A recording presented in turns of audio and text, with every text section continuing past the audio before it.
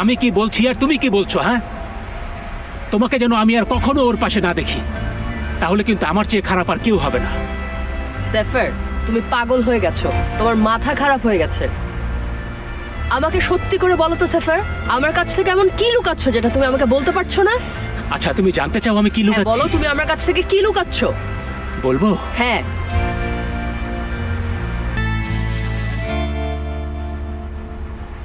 কি হলো, কি দেখছো তুমি? পুলিশের দৃষ্টি আকর্ষণ করো, কোথায় হারিয়ে গেছো?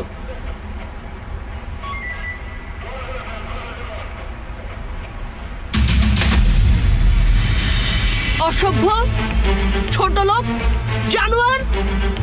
আল্লাহ, পুলিশের দৃষ্টি আকর্ষণ করতে গিয়ে আমাকে মেরে ফেলবে নাকি? সরি। আমি কিন্তু তোমাকে একেবারে জানে মেরে ফেলবো। তুমি আমার কথা কেন বুঝতে পারছো না? তুমি শুধু আমার। আমি শুধু তোমার মানে কি? ছাড়ো, আমাকে যেতে দাও প্লিজ, ছাড়ো। তুমি এখন কোথাও আমাকে যাবে যেতে না। দাও, আমাকে এদিকে এসো। যেতে দাও। থামুন।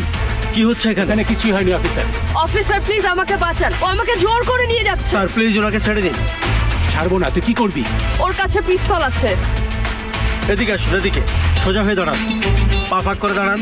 আমি তোমার নামে মামলা করব। ধরো, আরে ধরো ধরো ধরো। ম্যাডাম, আপনাকে আমাদের সাথে থানায় যেতে হবে।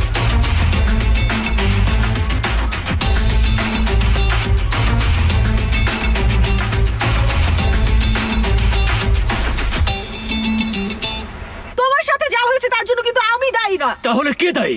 কে দায়ী? কে? আমাদের বিয়ে ভাঙার পেছনে তো তুমিই ছিলে, তাই না? যে তার 5 বছরের ছেলের সামনে ঢক ঢক করে মদ খাচ্ছিল। তুমি নিজের কথা ভুলে যাচ্ছ। কাপুরুষের মতো নিজের ব্যর্থতার ভার অন্যের উপর চাপিয়ে দিও না। নিজের বাচ্চাকে একা দেশে ফেলে রেখে বাইরে চলে গিয়েছিলে, তুমিও কিন্তু কম দায়ী না আমাদের এই অবস্থার জন্য। কারণ তুমি একজন মা, একজন বাচ্চার মা। আমার মনে হয় না এতে সিনান কিছু মনে করেছে।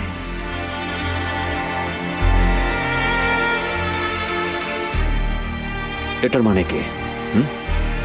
তুমি তোর সাথে সাথে আরেকজন মা জোগাড় করে দিলে। আমার সাথে তুমি এভাবে আর কখনো কথা বলবে না।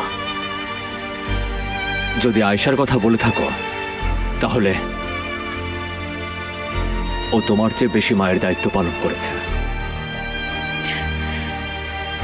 তুমি এত বড় একটা কথা বলতে পারলে। আমি সরি, কিন্তু এটাই সত্যি। মুস্তফা,